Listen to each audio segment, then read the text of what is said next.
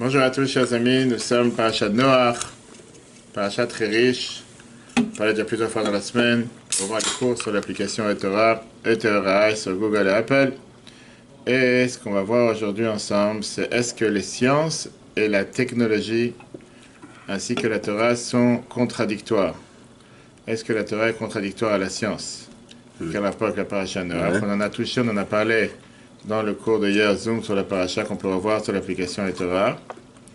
Hier, on avait aussi le cours de Tania qui était très riche. Mardi, le cours sur la Shemitah, comment la Shemitah nous parle pour nous qui sommes en dehors d'Israël. Et bien sûr, lundi soir, on avait le merveilleux cours Betrabad qui nous parlait sur le fait que Noach, comment se fait-il que Dieu il a dit que l'humain est mauvais? Est-ce que nous sommes si mauvais que ça? Est-ce que c'est génétique ou pas? Je conseille vivement à tout le monde de regarder les cours en replay. Mais aujourd'hui, sur quoi on va parler, c'est le fait que c'est une des bases, si on peut dire, fondamentales dans la Torah du Rabbi, qui nous explique comment on doit regarder les technologies du monde, comment on doit regarder la nouvelle technologie. Tellement de dossiers, tellement de sujets dans lesquels on peut aborder, mais par rapport à la science, et c'est pas forcément quelque chose qu'on apprend dans les yeshivot en général, mais on va voir comment la Torah et la science, c'est quelque chose qui nous parle à nous tous. On veut tous comprendre et on veut tous savoir en général qu'est-ce que la Torah pense de la science. Est-ce que la Torah elle pense qu'il faut s'enfuir de la science? Ou bien qu'au contraire, il faut utiliser les sciences pour le service de Dieu? Et si on utilise la science pour le service de Dieu, alors quelles sont les limites? Quelles sont les barrières? En venant ici, j'écoutais sur la radio qui disait qu'on a découvert maintenant de nouveaux robots qui vont aider pour la médecine, pour pouvoir détecter les cancers du sein. Comment on voit que la science artificielle est tellement riche et comment elle développe énormément de choses aujourd'hui. Aujourd'hui, tu peux voir avec une prise de sang, oui. Si ta femme quand elle est enceinte, c'est un garçon, c'est une fille. On peut tout voir aujourd'hui. Alors justement, c'est ce qu'on va voir aujourd'hui. Quelles sont les limites? Est-ce qu'au nom de la science, tu peux faire tout et n'importe quoi? Les clonages aussi, tu peux faire aujourd'hui beaucoup de bêtises. Maintenant, la question, elle touche aussi ce qu'on appelle toute la technologie. Est-ce que utiliser la technologie, c'est quelque chose de positif ou négatif? Quel regard la Torah elle a sur toutes ces questions? Et la réponse se trouve dans la paracha de cette semaine. La paracha qui nous parle du Maboul, du déluge qui s'est passé il y a 4200 ans. Le Zohar, qui a été écrit il y a plus de 1800 ans, il s'intéresse à un détail qui apparemment a l'air banal sur la paracha, mais qui nous montre une prophétie qui s'est accomplie dans le monde il y a environ 200 ans. On va voir aujourd'hui un discours basé sur 4 discours du Rabbi. Et c'était 4 discours du Rabbi qui sont basés justement, c'était juste après, c'était en 77, en 76, c'était sur le fait que le Rabbi avait demandé de faire ce qu'on appelle chaque année Simchat Torah, les Hakafot Shniyot. Les Hakafot Shniyot, c'était les deuxièmes Hakafot, puisqu'en Israël ils font seulement le premier soir, le deuxième soir ils font dans les centres-villes, etc. À Hebron, au Kotel, et c'était là-bas ils avaient eu la possibilité d'écouter en direct par téléphone le Fabringen du Rabbi. Ils ont écouté en direct par téléphone le Fabringen du Rabbi qui a été retransmis en live. Le Rabbi disait comment c'est merveilleux. C'est merveilleux de voir comme quoi on peut aujourd'hui transmettre des paroles de Torah dans le monde entier. À l'époque, il n'y avait pas encore Facebook Live, il n'y avait pas encore tout ce que tu veux, de pouvoir transmettre la Torah dans le monde entier instantané. Voilà. Et donc, c'est sur ce discours, c'est sur cette idée. Le Rabbi, c'est sûr qu'il est parti trop tôt. Mais avec ce qu'il avait eu, ce qu'on aurait eu aujourd'hui comme technologie. On ne peut même pas s'imaginer, si déjà au temps du Rabbi on avait la satellite, on avait les retransmissions satellite en direct avec l'allumage de Hanouka intercontinental à Moscou, à Israël, à Londres, de manière intercontinentale. On avait la retransmission en 87, je me rappelle, sur Paris, au Palais des Congrès, de la parade de la Goëmer du Rabbi en direct. Mais à l'époque, ça coûtait des fortunes, c'était quelque chose qui aurait pensé qu'aujourd'hui, c'est sur un clic de doigt. Tu vois tout en live dans les 4 coins du monde. Mais non. Ces dossiers ne sont pas simples. On va essayer d'expliquer plusieurs dossiers basés sur l'enseignement de la paracha de cette semaine et surtout voir quel enseignement pour nous dans la vie de tous les jours. Comment tout ce que Dieu il a créé sur terre est pour le service de Dieu. Alors regardons. Regardons ensemble sur le premier verset, un des versets de la paracha de cette semaine. Tu vas la faire ici. Dieu te bénisse. Noach chapitre 7 verset 11. La paracha de Zohar commente un détail de l'histoire du déluge. Dès l'an 5600, 1840, les sources de la Torah et celles de la science s'ouvriront. Regarde ce que la paracha te dit. Dans l'année 600 de la vie de Noach, jaillirent toutes les sources de l'immense abîme, et les cataractes du ciel s'ouvrirent. Ça, c'est le sens simple. On sait très bien ce qui s'est passé dans le déluge, que d'un côté, tu as eu l'eau qui est tombée du ciel pendant 40 jours, après tu as eu les chaudes les sources chaudes du bas qui sont montées, qui ont jailli vers le haut, c'est monté jusqu'à plus de 7 mètres au-dessus de la plus haute montagne qui a noyé tout ce qui existait sur Terre, à part les poissons. L'explication comment les poissons sont pas morts, parce que quand on apprend les sciences pour les migrés, c'est exactement la même chose, que l'eau chaude ne se mélange pas avec l'eau froide, donc l'eau chaude reste en haut, l'eau froide reste en bas, les poissons restent en bas, ils sont restés vivants, ça c'est un petit détail. Mais en tout cas, vient les Zohar. Donc c'est des volcans alors. C'est pas des volcans. C'est pas des volcans, parce que c'était les abîmes de la terre. L'eau qui est dans les plus profondeurs de la terre qui a jailli, c'était de l'eau bouillante et qui s'est mélangée dans cette eau du ciel qui est tombée et qui a fait que tout ce qu'il y avait sur la nature, parce que les 40 jours d'eau, même si c'était des pluies torrentielles, n'ont pas tout détruit. C'était après, il y a eu ces grandes chaleurs qui sont montées du bas et qui ont tout mélangé. C'est pas des tsunamis, des choses comme ça, non? Non, mais justement, en train d'apprendre le discours ce matin, je pensais au tsunami, justement, qu'on a vu, je sais pas, une dizaine d'années en Inde, avec 200 000 morts, etc. En Inde. En Thaïlande, à Phuket, je sais pas où. Je me rappelle plus où. Et c'était intéressant, c'était plus ou moins ça, mais le tsunami, c'était quoi? C'est une vague. C'est une vague de la mer. Là, tu as eu un mélange de l'eau qui tombait du ciel, tu as eu les grosses chaleurs qui sont tombées du bas, qui sont levées du bas, de l'eau chaude qui vient du bas, qui a tout bouillonné. Bref. Le Zohar te dit, en la 600e année du 6e millénaire, ce qui veut dire il y a environ 200 ans.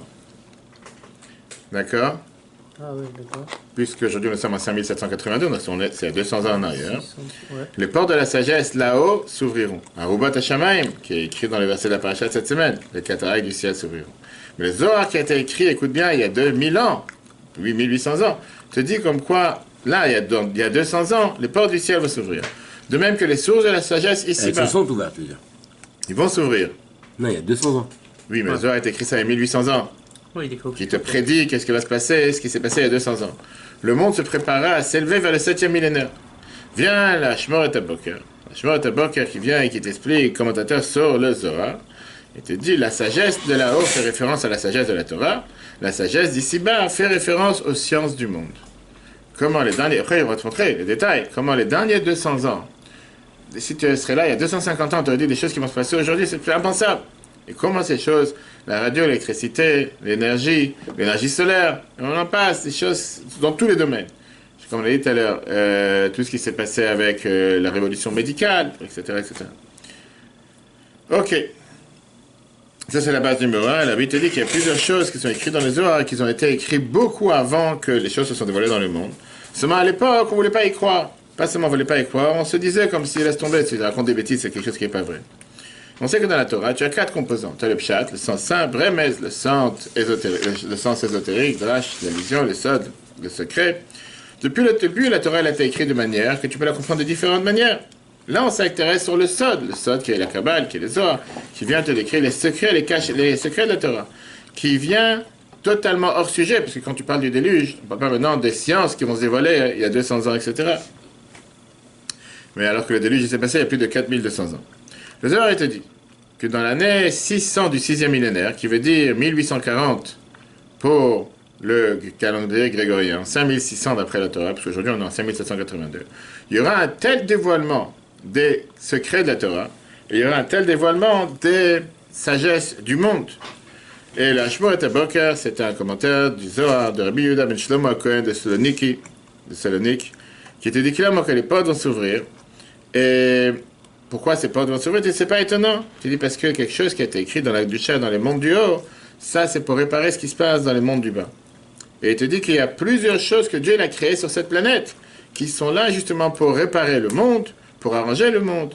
Comme on voit à travers nos yeux, quand tout de suite voir le déroulement de comment les choses se sont passées dans les révolutions scientifiques actuelles les derniers 200 ans. C'est vrai qu'à l'époque, il y a 200 ans, il y avait ce qu'on appelle un énorme dévoilement de la chassidoute. La chassidoute générale de Baal Shem Tov, à l'époque, les livres de chassidoute ont commencé à être écrits, commencé à être publiés dans le monde. C'est très bien que la chassidoute a dévoilé beaucoup de secrets de la Torah, qu'avant ils étaient seulement pour les Yichidei Sgula, les gens spéciaux, le Harizal, il y a 500 ans. Avec la Kabbale, tu disais clairement mitzvah, les galot zot ha-chokhma, c'est une mitzvah de parler, de dévoiler les secrets de la Torah, mais ce n'était pas pour tous. La majorité des gens, ils apprenaient la halacha, la Gemara. Et là, on voit tout d'un coup que le Baal Shem Tov est venu et te dit que la chassidoute est à la portée de tous. Oui, les secrets de la Torah sont faits pour tous. Chacun il peut les apprendre, chacun il peut en partager. Et au même moment, a commencé parallèlement à le dévoilement des secrets de la Torah, a commencé à se dévoiler les plus grands secrets de la technologie, de la science dans le monde. Regarde les détails. Cette révolution industrielle, Par exemple, le train a commencé en quelle année? 1840. Avant, il n'y avait pas de train. Le téléphone, 1876. On est tous dans les 1800, d'accord? L'électricité, 1800. La radio, 1895. Tout ça, ça a transformé la planète. Le lien entre les pays, le lien entre les nations, le lien entre les différents composants qu'il y a sur la planète. Ça a changé le monde d'une manière que comment on fabrique, l'industrialisation, la commercialisation. Tu vas dans les champs de cinéma, quand tu réfléchis comment les gens ils plantaient, semaient, creusaient à l'époque. Avec un malheureux taureau, avec un, comment on appelle ça, avec le pied de biche, tu sais pas, dans la terre.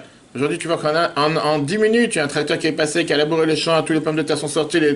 Quand tu réfléchis, des fois, dans quel monde on vit? Va parler ça à des grands-parents. Il y a 200 ans, c'est quelque chose qui était presque impossible. On ne parle pas de tout ce qui s'est développé dans la médecine, tout ce qui s'est développé dans la physique, tout ce qui s'est développé dans la science. En 2 mots, ce qui a été fait les derniers 200 ans n'a pas été fait pendant des milliers d'années. Ouais, c'est ça. C'est la réalité. Et c'est pas qu'on est plus intelligent que ces gens qui étaient à l'époque. C'est juste que ce développement, ce jaillissement de connaissances qui s'est développé, qui a jailli ces derniers 200 ans, ça a été prédit dans le Zohar comme préparation à la venue du Mashiach. Alors que c'est quelque chose qui ne s'est jamais passé avant. On est plus intelligent que les gens qui étaient il y a 2000 ans. Non, on n'est pas plus intelligent. Non, on est exactement les mêmes, sauf que c'est Dieu qui a décidé qu'à ce moment précis, ces choses doivent se dévoiler. Alors, comment le dévoilement de cette science est une préparation pour l'ère messianique? On peut comprendre ça, parce qu'une des prophéties que le Zohar te dit, pardon, pas la prophétie, que le prophète Isaïe te dit. Le prophète Isaïe, dans Ishaïa, il vient et te dit, ce que Rambam termine avec ça son livre, Isaïe te dit que le monde, la terre sera pleine de la connaissance de Dieu comme l'eau abonde dans le lit des mers. Ça veut dire que le fait qu'il y aura un tel jaillissement de connaissances avant l'ère messianique, Dieu nous prépare déjà en exil sur cette connaissance qui sera tellement large par les dévoilements des secrets de la Torah, les dévoilements de la Chassidoute. Mais la Bible te dit qu'il faudrait comprendre comment la science prépare la venue de Mashiach. Dire que les secrets de la Torah qui sont dévoilés, ces préparations à la venue de Mashiach, je peux comprendre. Mais en quoi la science et tout le reste est vu à une préparation? Regarde dans le texte. Il est légitime qu'avant la période messianique, afin de le préparer, soit révélée la dimension profonde de la Torah, préfigurant l'enseignement de Mashiach. En revanche, en quoi le développement et la révélation des sciences du monde permettent-ils de se préparer l'élévation vers le 7e millénaire? Et la réponse, elle est très simple. La réponse, elle est ce qu'on dit dans Pirkei Avot. Tout ce que Dieu il a créé sur ce monde, il a créé pour sa gloire. Il n'y a pas une chose que Dieu n'a pas créée qui ne sert pas à la bonne cause. C'est pour ça que quand aujourd'hui tu entends malheureusement des gens qui en Israël, la seule chose qu'ils ont à faire, c'est de casser des iPhones. En te disant que puisque l'iPhone c'est quelque chose qui n'est pas cachère, il faut le détruire. Et si jamais tu as un iPhone, tu es pas saoul, tu es invalide pour faire un mariage. C'est pas du tout la vision des choses de la Chassidoute, la vision des choses comment la Torah regarde des choses. Il n'y a pas une chose mal que Dieu il a créée. C'est ce qu'on a parlé un peu aussi dans le cours de lundi soir. L'humain n'est pas mal. Oui, personne. L'humain n'est pas mal. L'humain est né brut, il est né naturel. À toi maintenant de choisir ce que tu veux faire avec. Tu vas en faire du bien ou du mal. Mais regardons par rapport à ce qu'on est en train de parler dans les sciences. Exactement. Ça s'est fait de la peine. C'est connu. Que le monde a été créé pour la Torah et le monde a été créé pour le peuple juif. Et la Torah elle te dit Kol ma shebara kadosh baruch hu ba'olamo lo bra'o ela lirvodo. Regarde Rashi dans Bereshit, premier verset, premier. Oui, mais pour lui c'était comme si tu as perdu 1 euro. Non, je crois pas. Bah oui. Non, c'est pas lui. Il n'y a pas de limite. C'est sans fin. Alors, lui, il en avait 140, il en avait 135. Nous, c'est quoi? Soit et 135, soit content. Il n'a pas la grande différence. Il va le refaire. Tu sens pas exactement, tu vois pas la grande différence. Bereshit, chapitre 1, verset 1. Au commencement, Dieu créa, Bereshit, il créa. Le monde a été créé par la Torah qui est appelé commencement. Et pour Israël, qui est aussi appelé commencement, comme c'est écrit dans Jérémie. Viens à Pirkei Avot. Maxime de nos Pères, chapitre 6, verset 11, te dit tout ce que Dieu fit dans ce monde, il le créa uniquement pour son honneur. Après le Tanya, comme l'Admor Zaken nous explique, le but de la création des sciences du monde est d'être utilisé pour le service de Dieu et pour sa Torah. Ça ne veut pas dire qu'au départ, les réseaux sociaux ont été créés pour la Torah. Mais s'ils existent, c'est bon de le faire, l'utiliser pour la Torah. Néanmoins, cette approche n'est pas à la portée de tous. Cela concerne une élite à l'image de Maïmonide et Nachmanide qui savaient utiliser les sciences pour le service de Dieu, pour sa Torah. Et ça, on peut dire, c'est un point important à faire remarquer. Du fait qu'il y a beaucoup de gens qui peuvent parfois utiliser les sciences à mauvais escient. peuvent utiliser la nouvelle technologie pour le mal. Alors c'est sûr que le but c'est d'utiliser pour faire du bien. Maintenant, comment c'est ce que la Gemara nous dit? Est-ce que parce que il y a des fous sur terre, ça veut dire qu'il faut s'en priver, il ne faut pas l'utiliser? Et la Gemara te dit la fameuse phrase, l'obéchouf tanas, qui n'en parle pas de fous. Pas parce qu'il y a quelques fous qui font quelque chose de mal avec un couteau, que pour ça un couteau c'est quelque chose de mal. Comme David avait dit une fois à une petite fille qui l'a rencontrée dans la rue, qui s'est inquiète de la bombe atomique, elle lui dit, t'as un couteau dans la maison? Oui. Voilà ta maman, qu'est-ce qu'elle fait avec le couteau? Tu peux couper la challah, tu peux couper de la viande, tu peux cuisiner avec, et tu peux aussi faire du mal avec. Un couteau par soi-même n'est pas quelque chose de mal. Aujourd'hui, il n'y a pas voyager avec. À l'époque, pourquoi ils avaient des gens, ils avaient des couteaux suisseaux? Je sais pas, pour couper du pain, couper à manger, quand ils ont quelque chose d'autre. Comme j'ai dit tout à l'heure, Tania t'explique que oui, les sciences du monde, pas forcément, peuvent purifier ou rendre pur comment on appelle, n'est pas à la portée de tous. Seulement si tu utilises ces sciences, si tu utilises ces nouvelles technologies pour la Torah, pour le service de Dieu, pas tout le monde est apte à faire une chose pareille.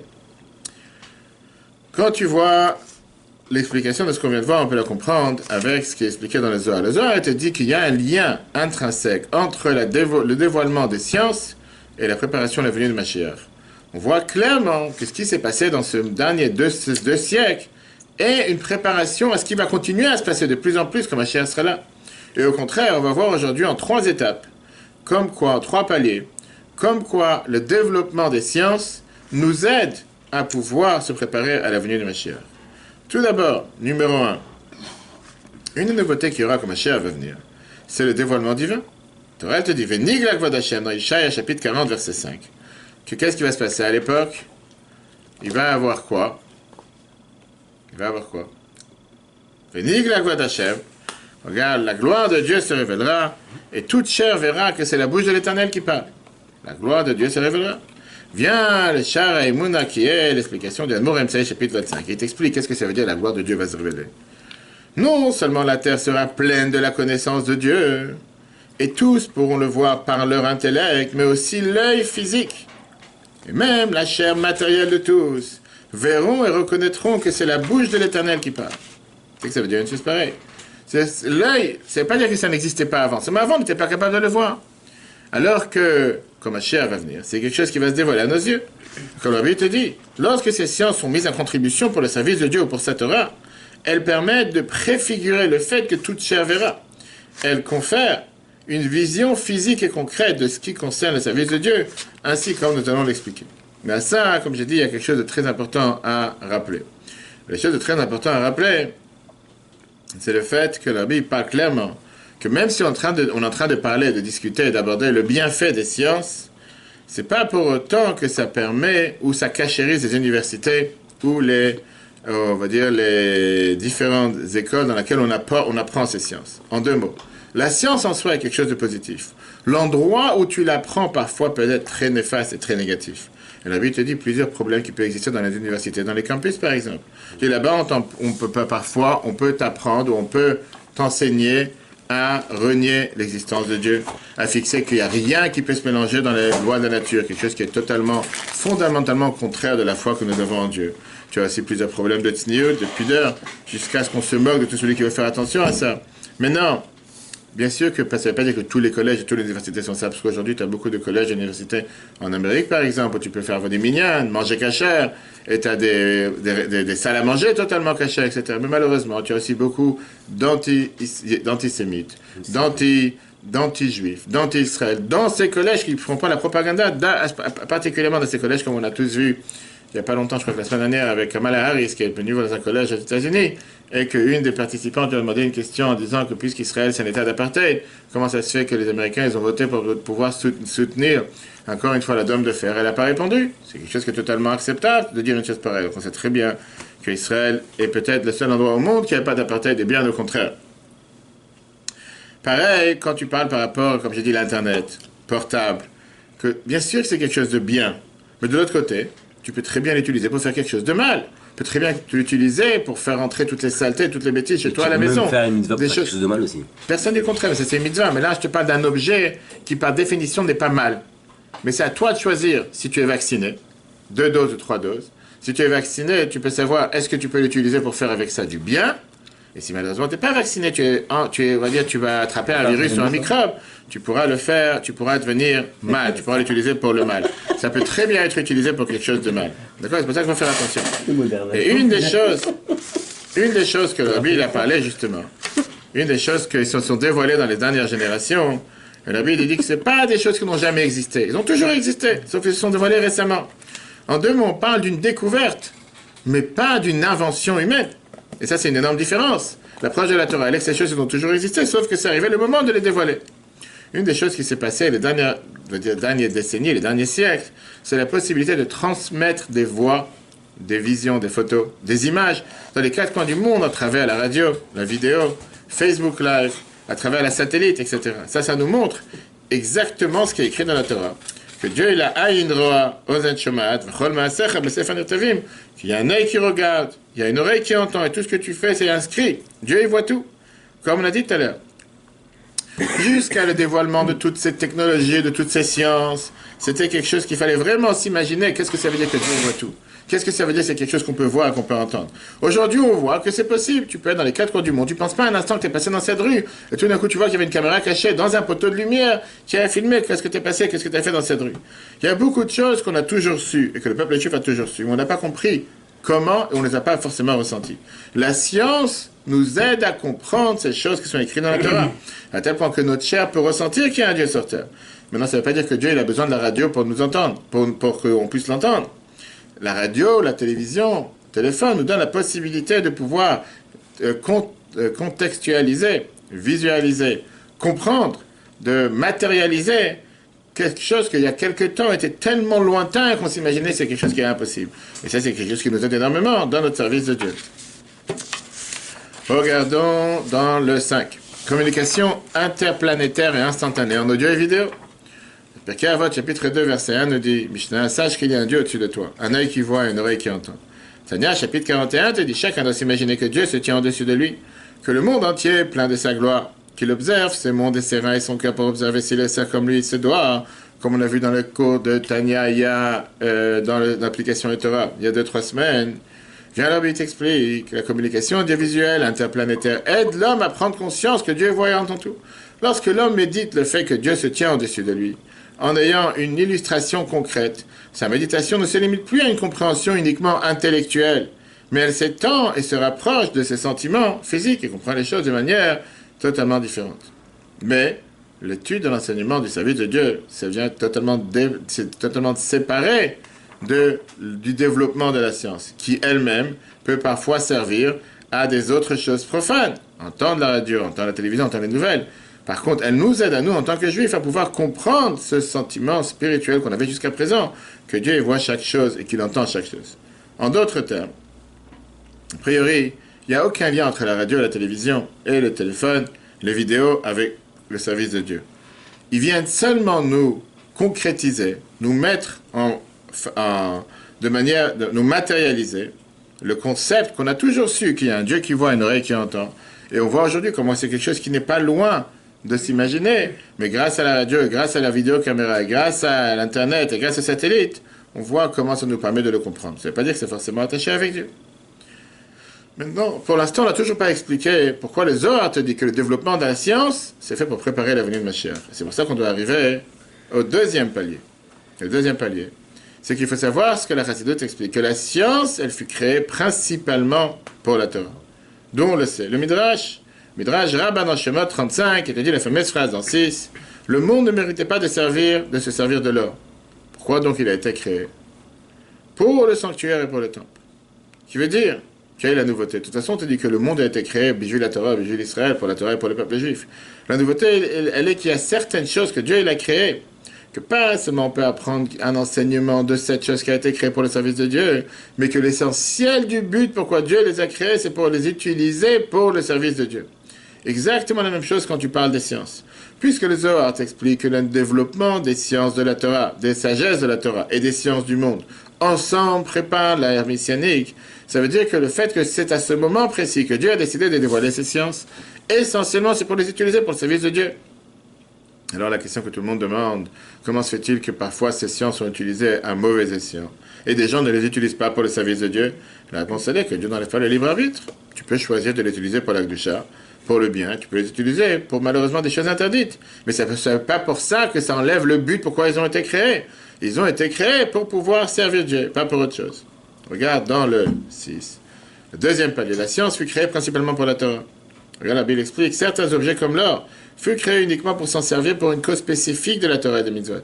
L'utilisation de l'or pour des besoins mondains constitue une chute pour l'or, puisque ce dernier fut créé dans le seul but d'être intégralement consacré au sanctuaire et au temple. Pour autant, l'homme doit disposer du libre arbitre, et Dieu fit donc en sorte que l'or puisse recevoir d'autres utilisations qui ne sont pas pour le sanctuaire et pas pour le temple. Maintenant qu'on a passé ce deuxième palier, on va passer après au troisième palier. Juste après, on va parler sur ce. Mais avant ça, on va voir comment, par exemple, la science, elle peut être utilisée totalement pour le service de Dieu et préparer le monde. Quand on apprend la chassidut, comme j'ai dit tout à l'heure au départ, que le rabbi, il a parlé de ce discours avec les cours de chassidut, les cours de Tanya qui étaient transmis sur la radio en Amérique tous les samedis soirs, et les répétitions des discours du rabbi tous les samedis soirs sur la radio à l'époque en Amérique. Les gens, ils ont demandé à l'époque au rabbi, ils étaient pas contents. Beaucoup de religions ont dit, comment on peut utiliser la radio? C'est ce qui se passe sur la radio. C'est quelle pub on fait passer. C'est quelle émission il se passe. Dans un endroit pareil, tu propages les paroles de Torah. C'est sale, c'est un endroit impur. Pareil, quand il a commencé à avoir la retransmission en direct en 1970 des discours du rabbi sur la télévision américaine, en live. Ils ont dit, quoi? Un rabbi qui parle des paroles de Torah sur la télévision? Mais c'est du n'importe quoi, c'est quelque chose qui est sale. A priori, les gens, ils avaient raison en disant, il n'y a pas que des choses pures. Ça, c'était dans les années 60. Imaginons qu'est-ce qu'ils auraient dit aujourd'hui. Le rabbi a répondu qu'on est en train de dire que l'essentiel, pourquoi la radio elle a été créée, c'est pour les paroles de Torah. Le fait que certains l'utilisent pour un mauvais but, c'est leur histoire. Mais c'est pas parce qu'ils l'utilisent pour quelque chose de mal que je ne dois pas l'utiliser pour propager le judaïsme, propager la Torah, comme là. Quand on apprend la chassidut sur la radio, qu'est-ce qu'on gagne? Que même, je me rappelle à l'époque, en tant qu'enfant, on avait l'habitude d'écouter à 3h du matin les discours du rabbi retransmis en live sur Radio J. 3h30 du matin, c'était 9h30 à New York, là-bas en train de faire Bringen. On se levait, on écoutait, mon père me le réveillait, on l'écoutait jusqu'à 7h du matin, après on allait à l'école. 3h30, c'était en live, dans la radio, jeudi soir. Non, pendant la semaine, quand il y avait des discours du rabbi, des formations du rabbi dans la semaine, dans les grandes dates. Et tu comprenais? Alors ça dépend quoi? À l'époque, en tant qu'enfant, tu comprenais ce qu'un enfant comprend. Mais au moins tu participais avec les chansons, tu participais avec les chaînes, il y avait les traductions qui étaient retransmises en live. La question, elle est, Il n'y a plus ça. Hein. quels sont, malheureusement, on attend que Mashiach arrive. Non, mais il n'y a plus de rabbi comme ça. Où il Écoute, des discours comme ça. prie tous les jours que Mashiach arrive, chaque jour c'est un jour en trop. C'est quoi les ondes de la radio? La question, elle est, est-ce que tu as un récepteur assez fort pour pouvoir capter les ondes de radio qui sont très loin? Parfois, on voit que les gens peuvent capter avec des haut-parleurs, avec des walkie-talkies, on parle de ça. Parfois, on peut dire que, alors, avant l'Internet, de capter des chaînes américaines, parce que les ondes sont déjà présentes. Mais il faut savoir avoir un bon récepteur qui va capter les bonnes ondes. À l'époque, je me rappelle, il y avait les vieilles grandes radios avec l'antenne qui va marcher de tel côté ou de tel côté. D'accord? La chassidut qui est transmise par, c'est pas des ordinateurs qui prenaient la moitié du bureau, tu ne savais pas si devant un bureau qui fait 2 fois la taille de l'ordinateur. Les ondes se trouvent déjà présentes, il faut les réceptionner. Et donc les paroles de chassidut qui sont transmises par la radio, automatiquement ils se trouvent dans le monde entier de manière parfaite. Sauf que dans certains endroits, tu les écoutes, tu peux les réceptionner. Dans certains endroits, tu ne peux pas les réceptionner. Mais ça, c'est justement pour la radio. C'est pas forcément pour l'Internet ou pour le reste. On a exactement la même chose pour les ondes électromagnétiques. En réalité, tout le monde est plein de toutes ces ondes. Et chaque chose dans le monde crée ces différentes ondes. Par exemple, quand tu jettes une pierre dans la mer, c'est très bien que dans les mètres autour de la mer, tu auras des vagues qui vont se créer à cause de cette pierre. Mais 10 km plus loin, il n'y aura plus cette vague. Pourquoi ces vagues vont plus exister? Parce que c'est plus loin que l'effet qui a été fait par le jet de la pierre dans cette zone. Mais ça ne veut pas dire que si tu n'aurais pas les équipements adaptés, tu ne pourras pas ressentir qu'est-ce qui se passe à des milliers de kilomètres. Et la preuve, c'est qu'avec les avancements de la technologie, aujourd'hui, on a réussi à détecter des ondes qui peuvent te détecter s'il y a un tsunami qui est en cours ou pas. S'il y a un tsunami qui va arriver dans quelques jours, on est prêt à te détecter les différentes choses. Ça, c'est par rapport à les ondes électromagnétiques. Et après, bien sûr, on peut développer ça sur beaucoup d'autres sujets. La suite. Tiens, il est parti, on avance. Regarde dans le 7. Les communications par les ondes électromagnétiques. Lorsque l'on se sert par la radio pour diffuser de la dimension profonde de la Torah, on peut l'entendre matériellement dans tous les points de l'univers. Ainsi, on préfigure la réalisation de la promesse que 1. La terre sera pleine de la connaissance de Dieu, sans limite à tout endroit B, et de sorte que toute chair verra d'une voix qui s'entend physiquement dès l'instant même où ces mots sont prononcés. Qu'est-ce qu'on voit d'ici? Que la science elle-même est utilisée pour les services de Kedusha, pour propager la lumière de la Torah dans le monde. Matériellement, préparer le monde pour l'ère messianique. Mais avec ça, comme j'ai dit tout à l'heure, même si l'utilisation des ondes de la radio parfois peut être utilisée pour autre chose, néanmoins, on ne reconnaît pas forcément à travers l'utilisation de ces ondes comment ces ondes même sont là au service de la Kedusha. Pour ça, on est obligé d'avoir le troisième et dernier palier. Ce qu'on a expliqué jusqu'à maintenant, c'est qu'on utilise les ondes de la radio pour pouvoir diffuser de la Torah. Mais il n'y a aucun lien entre la nouveauté pourquoi Dieu a créé la radio, qui sont les ondes électromagnétiques, et la Torah et les mitzvot. C'est juste qu'on l'utilise pour faire du bien. Vient le troisième palier, qui te dit comment la science même exprime les profondeurs de la Torah. L'affirmation scientifique que l'existence s'organise autour de la matière et l'énergie exprime en fait l'idée de l'unité divine. Un des chidushim, si on peut dire, une des nouveautés de la chassidoute centrale, c'est le fait qu'il y a l'union de Dieu partout. Qu'est-ce que ça veut dire partout? De croire que même s'il y a des milliards de créatures sur la planète qui sont totalement différents les uns des autres, tout ça est relié à l'union, l'unité de Dieu qui est un, unique, et qui n'a pas de différence. Ah, comment tu peux avoir un seul Dieu qui a créé tant de choses tellement différentes, tant d'humains tellement différents? Si on est tous des parcelles divines de Dieu, comment on peut être tous différents, tous du être, des copier-coller? Comment le même Dieu, c'est justement le paradoxe que la Torah te dit que Dieu il est nimna nimnot, qui veut dire d'un côté il est partout, de l'autre côté il est nulle part. D'un côté il a créé tout le monde avec toutes ses différences, et de l'autre côté Ani Hashem le Shanit, Dieu n'a pas changé. Ici, on a tous une parcelle divine, on a tous une neshama, on devrait tous être vraiment des copier-coller, on devrait être exactement les mêmes 100 mannequins que tu as dans le même magasin, les mêmes 100 habits qui sont créés par la chaîne de fabrication. Et pourtant, Dieu t'a créé 10 000 hommes, 100 000 hommes, 1 milliard d'hommes, et chacun, il n'y en a pas un qui est comme le même, homme ou femme. Le développement de la dernière technologie dans le monde, avec les derniers 200 ans, nous dévoile ce point-là, cette unité de Dieu. Comment? À l'époque, les scientifiques pensaient que chaque force de la nature agit de manière différente, et qu'une matière dans le monde est composée de différentes bases, de différents fondements l'une de l'autre. Et donc on pensait que le monde est rempli de milliards de formes, de différentes manières l'une dans l'autre. Par exemple, quand tu vois la table, quand tu vois une fenêtre, quand tu vois un morceau de bois, quand tu vois une pierre, quand tu vois un mur, quand tu vois le soleil, qu'ils ont l'air à nos yeux de des choses différentes. On arrive à la conclusion que le monde a des milliards et des milliards de sortes et de créatures qui sont totalement différentes. Vient la nouveauté que la Torah t'a dévoilée déjà depuis tout le temps, cette unité de Dieu, qui qu'en vérité tout vient parler de l'unité de Dieu comme quand c'est une seule chose et c'est pas des choses séparées. Comment c'est pas des choses séparées? Regarde dans le texte. La dimension profonde de la Torah révèle l'unité infinie de Dieu dans le monde. Ainsi, le grand nombre de créatures ne contredit pas l'unité divine. La science aide à comprendre ce concept. Plus les sciences progressent, plus l'on prend conscience que le grand nombre de la diversité des éléments de la nature ne sont qu'une apparence. On réduit de plus en plus leur nombre au point d'affirmer que l'existence du monde s'organise autour de l'union de deux dimensions.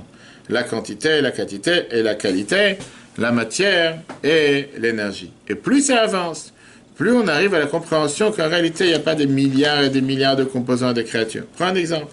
Dans la science, on t'explique que si tu arrives à la source de chaque chose, tu vois comment en réalité c'est un mélange de deux composants, la matière et l'énergie. Seulement que le mélange est fait de manière différente. Et donc, c'est pour ça que les créatures, ce qui a été créé, ont l'air, de manière extérieure, superficiellement différent. Mais quand tu regardes avec les appareils adaptés, tu vois que l'énergie, en réalité, c'est la lumière qui est appelée l'atome, photon. On voit ici une claire expression à travers la science de ce que la Torah nous a toujours dit, que toutes les créatures sont en réalité une partie de l'unité de Dieu. Et que l'Arbitre explique que le monde vient révéler l'unité de Dieu. Et ça s'exprime dans le fait que dans ce monde, à cette union de Dieu, en d'autres mots, si à 1000 ans, tu dirais à quelqu'un, tu vois cette table, en vérité c'est de la lumière, tu vas dire, tu es complètement fou. Maintenant, c'est acceptable de dire que c'est de la lumière et c'est de l'énergie. Ce qu'il faut comprendre, c'est qu'est-ce qu'il y a derrière cette lumière? En vérité, c'est la parole de Dieu. On est presque arrivé à l'ère messianique, dans laquelle on voit les choses de manière totalement réelle et totalement pure, que c'est la parole de Dieu qui fait vivre chaque instant. Jusqu'à bien sûr, on va arriver au dévoilement de, comment on appelle ça, au dévoilement de Mashiach. Et donc automatiquement, on voit ici avec ce troisième palier que les sciences du monde, pas seulement on les utilise pour la Torah et les mitzvot, mais eux-mêmes viennent exprimer l'unité de Dieu.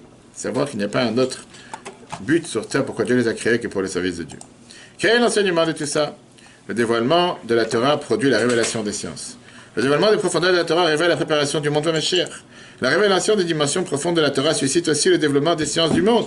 C'est ainsi que l'on préfigure l'enseignement de Mashiach, lorsque le monde sera un réceptacle pour l'unité divine. C'est alors que l'homme prend conscience qu'en réalité l'unité du monde est autre que celle de Dieu, et c'est ainsi que le monde s'élèvera vers le 7e millénaire très prochainement.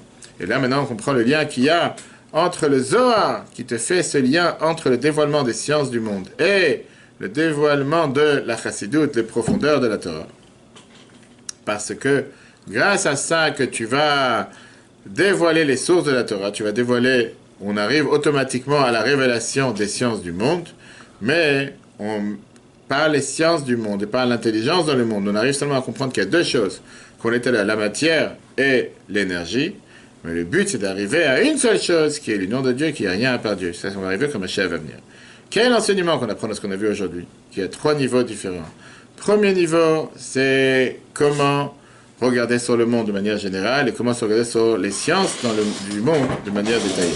D'abord, tout ça c'est fait pour nous décrire des concepts qu'il y a dans la Torah et les mitzvot, et ça c'est leur mission pour que Dieu les envoie sur terre. Ils sont aussi utilisés pour pouvoir nous transmettre des paroles de Torah et mitzvot, matériellement comme on a expliqué. Et ils sont aussi un moyen d'exprimer le sens profond de la Torah et les mitzvot, l'unité de Dieu sur terre.